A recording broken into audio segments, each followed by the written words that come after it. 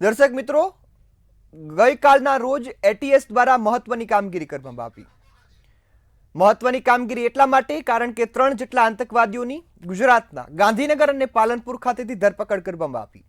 એટીએસની ટીમને બાતમી મળી હતી અને આ ચોક્કસ બાતમીના આધારે કામગીરી કરતા આ 3 જેટલા આતંકવાદીઓ છે તે ઝડપાઈ ગયા છે. મહત્વની વાત એ છે કે હજુ પણ આતંકવાદીઓ પકડાવાનો દોર યથાવત છે. આજે ફિરોઝાબાદમાંથી પણ એક જે તબીબ છે તેની ધરપકડ કરવામાં આવી. તેની પાસેથી 300 કિલો જેટલું જ્વલનશીલ કેમિકલ મળી આવ્યું અને સાથે AK-47ની રાઇફલો મળી આવી. જે સૌથી મોટું જે કાવતરું હવે ગુજરાતમાં થવાનું હતી તેની ફિરાકમાં આતંકવાદીઓ હતા. તેઓએ જે પોતાના હથિયાર છે તે પણ ગાંધીનગરમાં એક અવાવરૂ જગ્યાએ છુપાવ્યા હતા અને સમગ્ર ઘટનાને જે અંજામ આપવાનો હતો. પરંતુ ગુપ્ત બાતમીના આધારે એટીએસે આ કાર્યવાહી કરી લીધી છે અને સાથે જ 3 આતંકવાદીઓ જેમાં અહેમદ મોહુદ્દીન સૈયદ, આઝાદ સુલેમાન શેખ, મોહમ્મદ સુલેન, મોહમ્મદ સલીમની ધરપકડ કરી લીધી છે. આમાંથી એક જે આતંકી છે સૈયદ તે MBBS નો અભ્યાસ કરીને ડોક્ટર પણ બની ચૂક્યો છે અને જે બાદ આ મહત્વનું જે કાવતરું છે તે રચવાનો હતો, જેમાં એરંડાના તેલમાંથી એક ખૂબ જ ઝેરીલું કેમિકલ બનાવવાનો હતો. એ સમગ્ર મુદ્દામાલ સાથે હાલ તો 3ના રિમાન્ડ પણ મંજૂર થઈ ગયા છે ને એટીએસે અને પોલીસે હવે વધુ તપાસના ચક્રો ગતિમાન કર્યા છે. ત્યારે હવે ગુજરાત પર પણ આતંકવાદીઓનો પડછાયો પડી ગયો છે. ગુજરાત એટીએસની કામગીરી ખૂબ મહત્વની છે. આ વચ્ચે હવે ગુજરાત ભારત આતંકવાદીઓની સંખ્યા કેમ વધી રહી છે, કારણો શું અને જે બોર્ડરની સુરક્ષામાં કઈ ખામી આવે છે અને સાથે શું હજી સુરક્ષામાં વધારો કરવો જોઈએ, આ તમામ મુદ્દાની ચર્ચા કરવી છે. અનેક સવાલો છે, આ તમામના જવાબ મેળવવા છે. આ સાથે જ શરૂ કરીએ આજનો સીધો સંવાદ.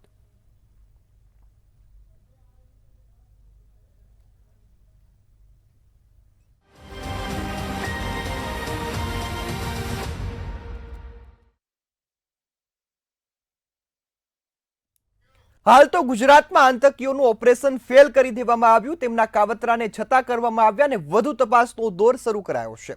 આજે આ મુદ્દા પર ચર્ચા કરવી છે અને આ મુદ્દા પર ચર્ચા કરવા માટે આપણી સાથે જોડાયા છે મનન ભટ્ટ કે જેઓ એક રક્ષા વિશેષજ્ઞ છે, સાથે જ ધર્મેન્દ્રસિંહ વાડા, તેઓ પણ નિવૃત્ત આર્મી ઓફિસર છે અને સાથે સાથે સુરક્ષાની બાબતોમાં ખૂબ જાણકાર છે. આ બંને મહાનુભાવોનું મંતવ્ય ન્યૂઝ પર સ્વાગત છે.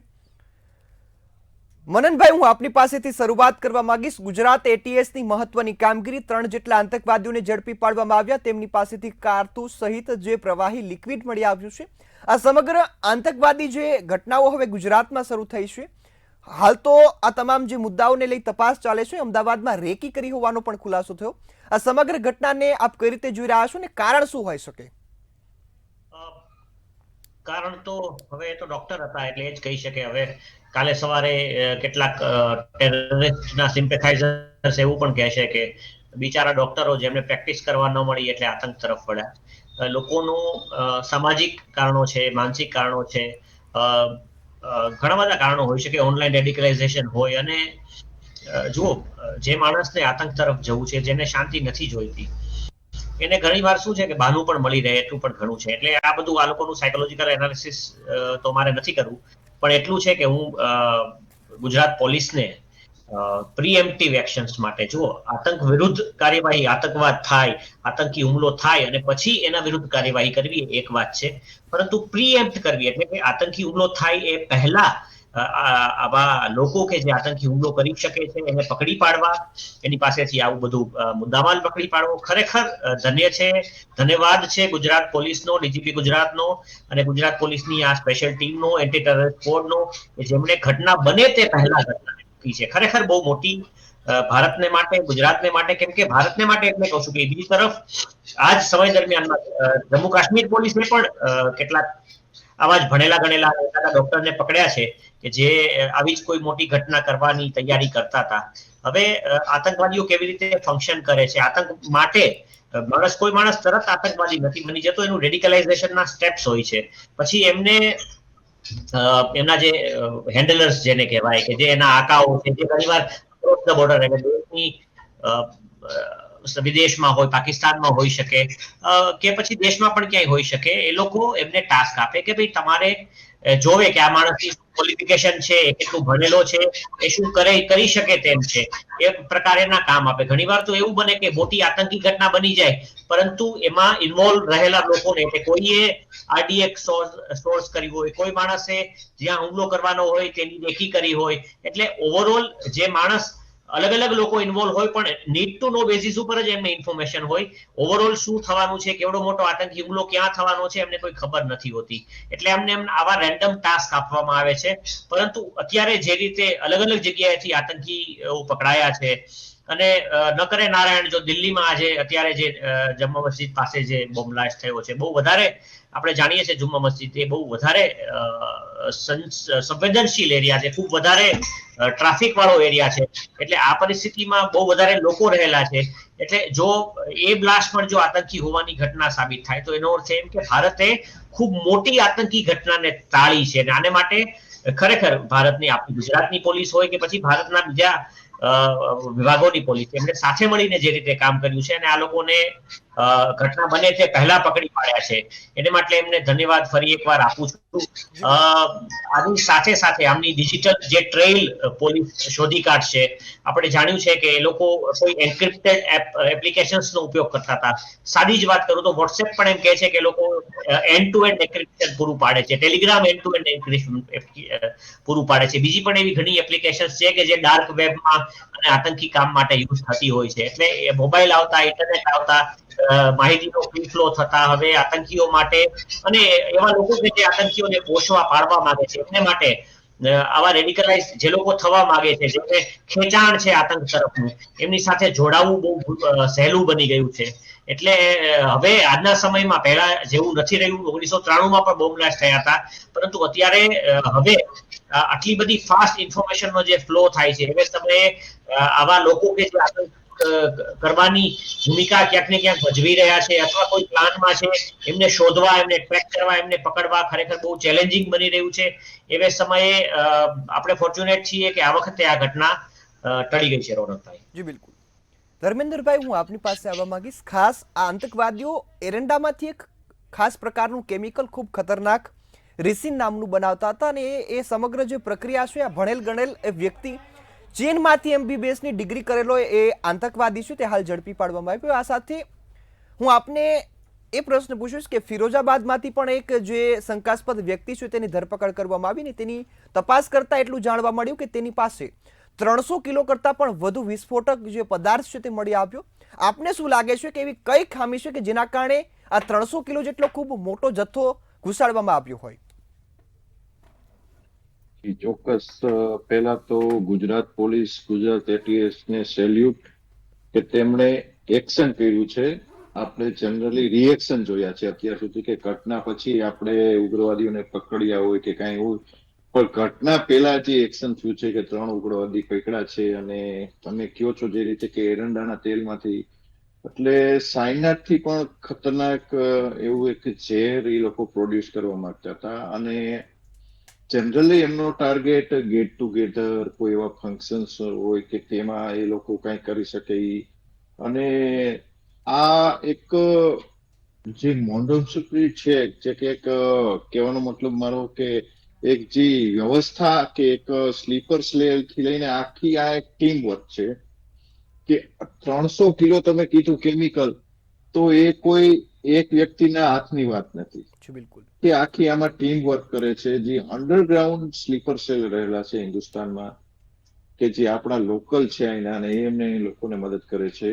અને આ વર્ષોથી ચાલ્યું આવું છે. આ ઇન્ડિયાની વાત નથી, વર્લ્ડમાં ક્યાંય પણ ટેરરિસ્ટ એક્ટિવિટી થતી હોય તો આખી એક ટીમ હોય છે એની, કે જે લોકો બહાર નથી આવતા, કે જેમની પોલીસને કઈ ખબર ના હોય, કે એવી શંકાશીલ એક્ટિવિટી ના કરતા હોય, પણ આડકતરી રૂપે એ લોકો પ્લેટફોર્મ પ્રોવાઈડ કરે છે. કે દાખલા તરીકે રાજકોટમાં કોઈ આવે તો એને સ્ટેબલ કે ક્યાંય જગ્યા તો જોઈએ ને રોકવા માટે, તો ત્યાંથી શરૂ થઈને વિસ્ફોટક પદાર્થોથી લઈને બધું જે પણ કાંઈ AK-47 છે, હથિયારો છે, તે પણ કેવી રીતે પ્રોવાઈડ કરે છે. તો આખી એક ટીમ વર્ક છે. અને ખાસ કરીને કે ગુજરાત કે ભારતમાં ઘણા ટાઈમથી કોઈ આવી ટેરરિસ્ટ એક્ટિવિટી થઈ નથી. હમણાં આપણે જે હુમલો થયો હતો તે પછી આપણે પાકિસ્તાન સામે જે ઓપરેશન સિંદૂર ચલાવ્યું, તો તે પછી વાતાવરણ ઠંડુ થઈ ગયું છે.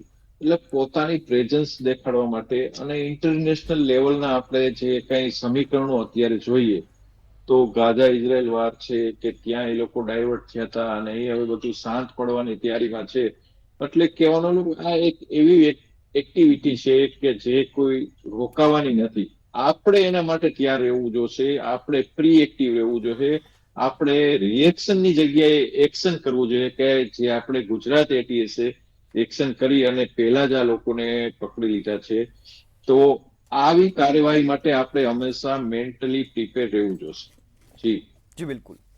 મનનભાઈ, હાલ જે પ્રકારની સ્થિતિ જોવા મળી કે આ તો ઘટના બની પહેલા એટીએસની ખૂબ સારી કામગીરી કે અટકાવી લીધા.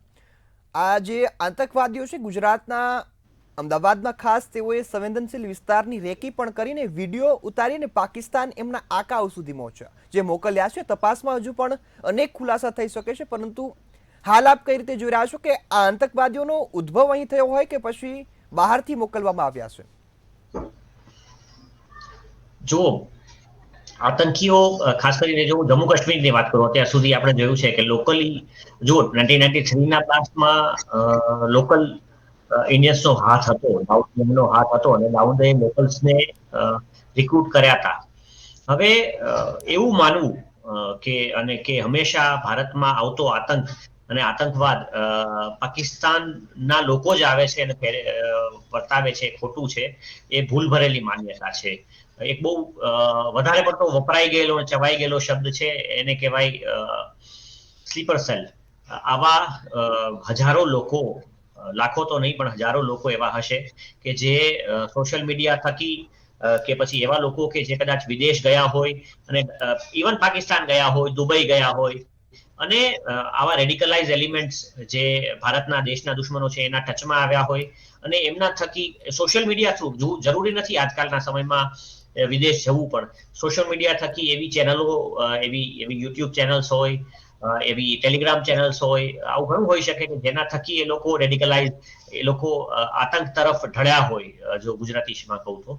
અને એ ઢળાવ પછી એમને ચોક્કસ એવી ઈચ્છા થાય કે કેમ કોઈ માણસને મેડિકલની તરફ એવો ઝુકાવ હોય તો એને ડોક્ટર બનવાની ઈચ્છા થાય, મેડિકલ માટેની ભણતર કરે.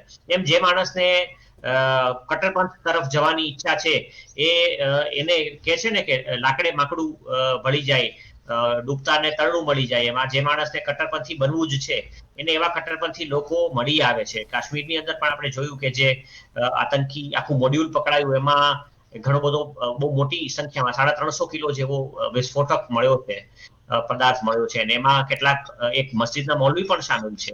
એટલે આ બધું જોતા આપણે સમજી શકીએ કે આવા લોકોને, એવા માણસો મળી જાય કે જે એમને કટ્ટરપંથ તરફ દોરે. અને એવા કેટલા લોકો એવા છે કે જે છૂટક અલગ અલગ શહેરોમાં, મહોલ્લાઓમાં, કટ્ટરપંથ કસ્બાઓમાં જેમાં કટ્ટરપંથી બની ચૂક્યા છે, જેમની પાસે નાના નાના ટાસ્ક કરાવવામાં આવી રહ્યા છે. અને એવો દિવસ આવશે જ્યારે એક નાના નાના મોડ્યુલ્સને એક્ટિવેટ કરી દેવામાં આવશે. આ કોઈ ફિલ્મી સ્ટોરી નથી સાહેબ, આવું બનશે.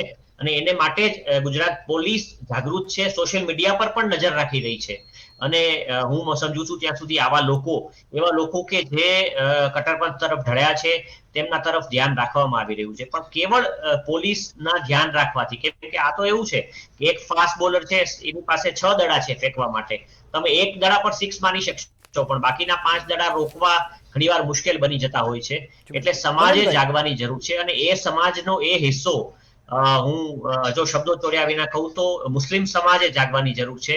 મુસ્લિમ સમાજના ધર્મગુરુઓએ અને સમાજના વડાઓએ, જે સિનિયર્સ છે, એમણે જાગવાની જરૂર છે. અને યુવાનોને મસ્જિદોની પલ્પીટ ઉપરથી, મસ્જિદોમાંથી એ મેસેજ આપવાની જરૂર છે કે ભારત આપણો દેશ છે અને એમાં રહીને આ રીતે કટ્ટરપંથ તરફ વળવું, કટ્ટરપંથ તરફ જવું એ જરાય યોગ્ય નથી.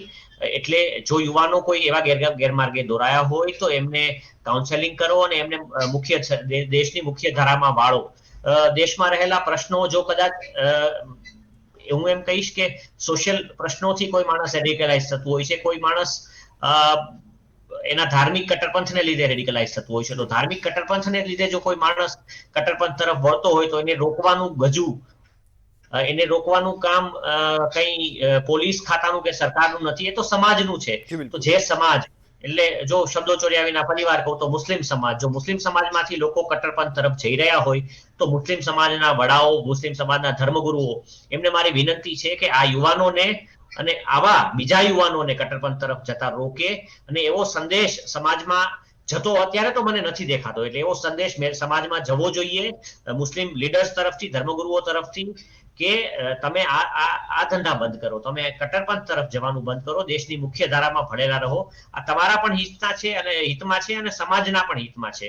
જ્યારે કોઈ આતંકી જ્યારે કોઈ બોમ્બ બ્લાસ્ટ કરે છે ને, એ બોમ્બ એ લોકોનું ધર્મ પૂછીને કે ચાલી રહેલી ગોળીઓ લોકોનો ધર્મ અને એની જાતપાત પૂછીને એને નથી મારતી સાહેબ. આ બોમ્બ તો બધાને મારે છે.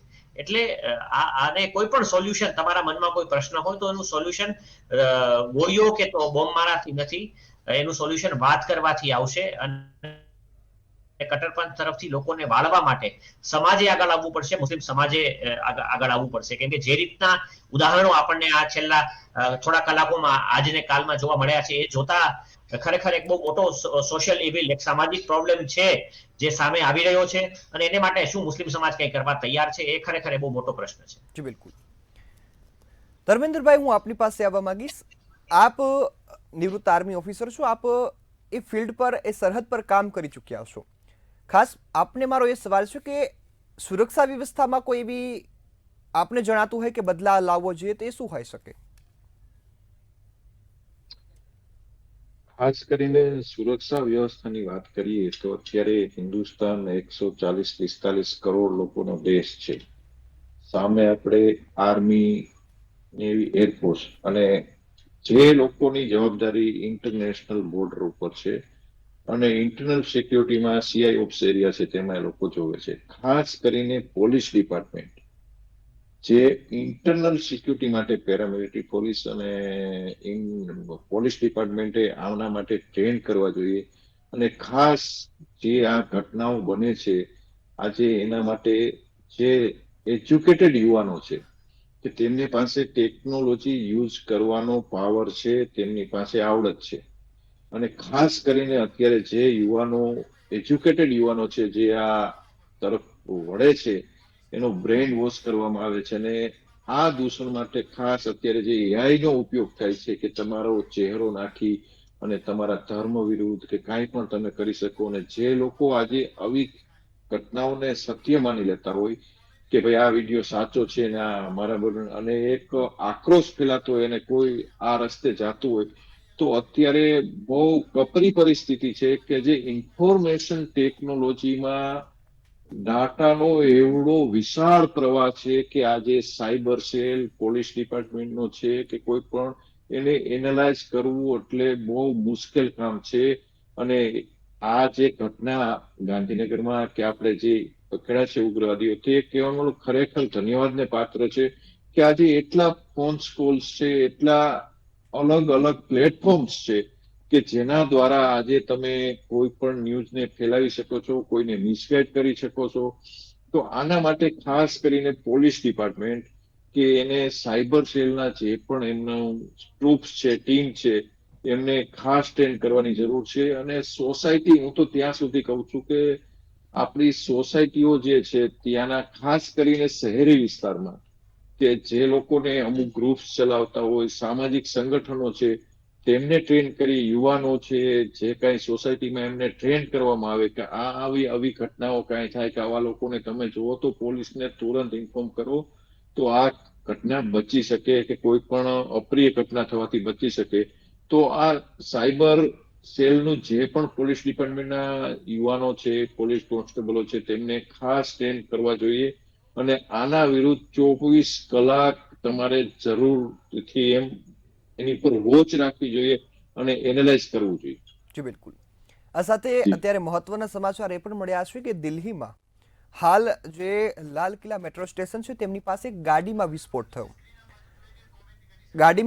થયો. તેના કારણે એક જે 9 જેટલા લોકોનો જીવ ગયો છે ને, સાથે ગંભીર ઘટના બનવા પામી છે. હાલ જે 8 લોકોના મોતની પુષ્ટિ પણ થઈ ગઈ છે ને, જેને લઈ ગાંધીનગર અને અમદાવાદમાં પણ હાઈ એલર્ટની સ્થિતિ છે તે આપી દેવામાં આવી છે ને, સતર્ક રહેવા સૂચના અપાઈ છે. મનનભાઈ, હું આપની પાસે આવવા માંગીશ. ખાસ મારો એક સવાલ આપને એ છે કે જે પ્રકારે આ 3 આતંકવાદીઓને અત્યારે ઝડપી પાડવામાં આવ્યા ને એક ફિરોઝાબાદમાંથી જ્યારે આતંકવાદી એની શંકાસ્પદ હાલતમાં ધરપકડ કરવામાં આવી, 300 કિલો જેટલું વિસ્ફોટક કેમિકલ એમની પાસેથી મળી આવ્યું, AK-47 રાઇફલ મળી આવી. આપને શું લાગે છે કે ફિરોઝાબાદ સુધી પહોંચી આવી એ પહોંચવી પણ ખૂબ મોટી બાબત છે, તો આપ કઈ રીતે જોઈ રહ્યા છો કે ન્યા કોઈ સિસ્ટમ ફેલિયર આપને જણાય છે ખરા? જી મનનભાઈ.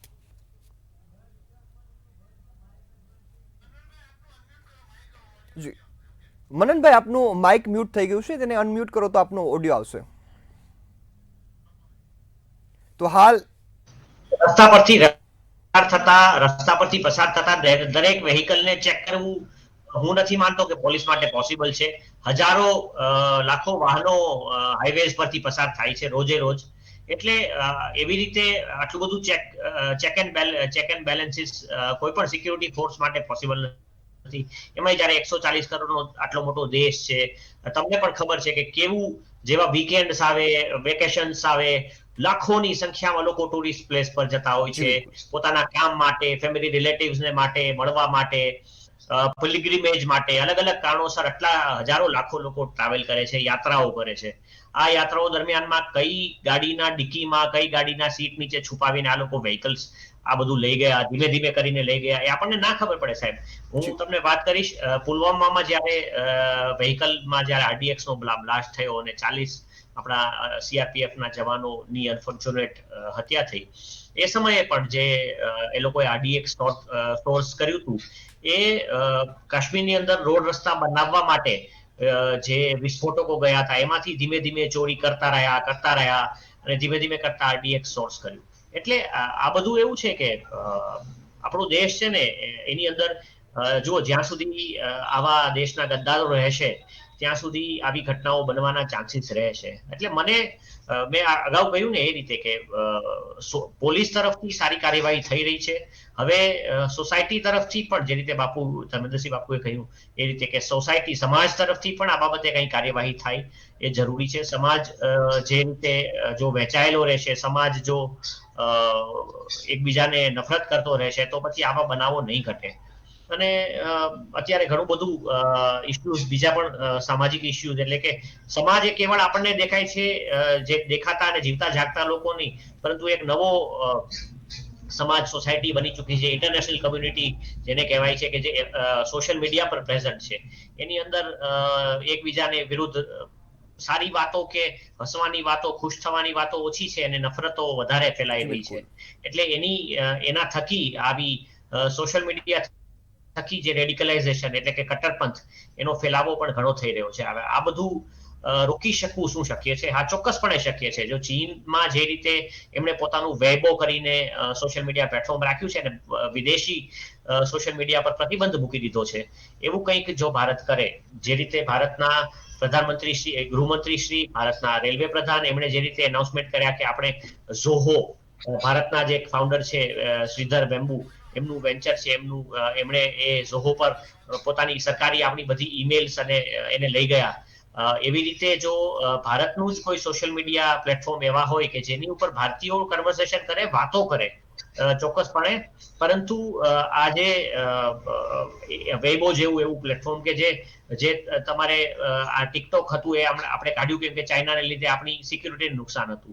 તો એવી જ રીતે રેડિકલાઇઝેશન અને કટ્ટરપંથ પણ અલગ અલગ સોશિયલ મીડિયા પ્લેટફોર્મ થકી થઈ રહ્યા છે અને કન્ટિન્યુઅસ થઈ રહ્યા છે. અને ભારત જે રીતે ઈચ્છે છે, ભારતનો સમાજ જેમ રહેવા ઈચ્છે છે, જે શાંતિની આપણને જરૂર છે, એવી શાંતિ આ ઇન્ટરનેશનલ પ્લેટફોર્મ્સને લીધે નથી મેન્ટેન થતી ને એને ટ્રેક કરવા થોડા મુશ્કેલ છે, ઘણા મુશ્કેલ છે.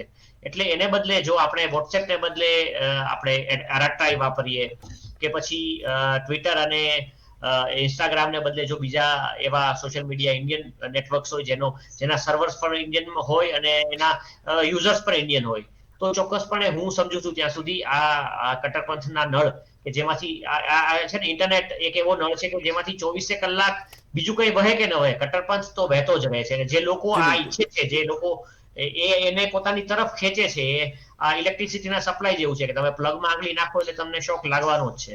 એટલે એને રોકવા માટે આ સોશિયલ મીડિયા ઉપર વિદેશી જે કંપનીઓની પાસે છે એના પર કંટ્રોલ મૂકી, અને આમે અમેરિકા સાથે કંઈ આપણે હવે બહુ સારા સંબંધો છે નહીં, એ જોતા આપણે આપણા સોશિયલ મીડિયા પ્લેટફોર્મ્સ ચાલુ કરી દઈએ અને આ બધા પર પ્રતિબંધ જો જેમ ચીન ઉપર મૂક્યો છે, ચીનના સોશિયલ મીડિયા પર એટલે ટિકટોક પર મૂક્યો છે એવો પ્રતિબંધ મૂકીએ તો કમસે કમ ઓનલાઈન રેડિકલાઇઝેશન ઉપર તો આપણે કાબુ મેળવી શકશું. અને હું ને તમે બંને અહીંયા આ પ્લેટફોર્મ પર છીએ, મંતવ્ય પર પણ ફરીવાર મળશું, આગળ પણ મળતા રહ્યા છે. આપણે બંને એ વસ્તુ જોશું કે જેવી રીતે પોલીસની ઇન્વેસ્ટિગેશન, ખાસ કરીને એનઆઈએ, હવે તો આ બધા ટેરરના કેસ તો નેશનલ ઇન્વેસ્ટિગેશન એજન્સી એટલે કે એનઆઈએ પોતાના હાથમાં લેવાનું છે, ત્યારે આપણને બધાને આ વસ્તુ, તમે મારી વાતને માર્ક કરજો કે સોશિયલ મીડિયા થકી ઓનલાઈન રેડિકલાઇઝેશન એટલે કે કટ્ટરપંથ કઈ રીતે થયો છે, અને આ બધા જેટલા રેડિકલાઇઝ લોકો, જેટલા કટ્ટરપંથીઓ આ છેલ્લા એક અઠવાડિયામાં પકડાયા છે, એમાં મારું માનવું છે કે ક્યાંક ને ક્યાંક સોશિયલ મીડિયા અને ઓનલાઈન ઇન્ટરનેટનો ઉપયોગ અને એનો રોલ તમને જોવા મળશે.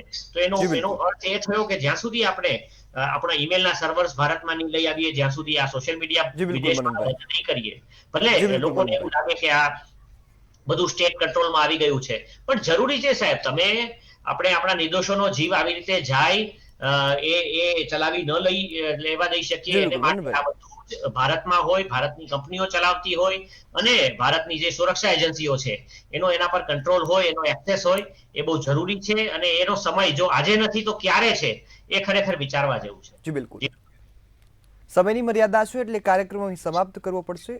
આપ બંને અમારી સાથે જોડાયા અને માહિતી આપી બદલ આપનો ખૂબ ખૂબ આભાર. હાલ તો ગુજરાત એટીએસે મહત્વની કામગીરી કરી. આ ત્રણેય જે આતંકવાદીઓ છે તેને ઝડપી પાડ્યા, તેમની વધુ તપાસ પણ ચાલે છે, ને જે અત્યારનું કાવતરું હતું તેને અમુક અંશે રોકી દેવામાં આવ્યું. પરંતુ ખાસ જે રીતે નિષ્ણાંતો પણ જણાવી રહ્યા છે કે સોશિયલ મીડિયા અહીં ખૂબ મહત્વની ભૂમિકા ભજવે છે, કટ્ટરપંથીઓને એક નવો રસ્તો આપે છે. તો ખાસ સમાજે પણ જાગવાની જરૂર છે ને તમામ જે મુદ્દાઓ પર વિચારવાની જરૂર છે. આ સાથે પોલીસ તંત્ર, સુરક્ષા એજન્સીઓને પણ જો સહયોગ પૂરતો મળે તો કાર્યવાહી ઝડપી થઈ શકે. હાલના મુદ્દામાં ફક્ત આટલું જ. ફરી મળીશું નવા વિષય સાથે. ત્યાં સુધી મને રજા આપશો. નમસ્કાર.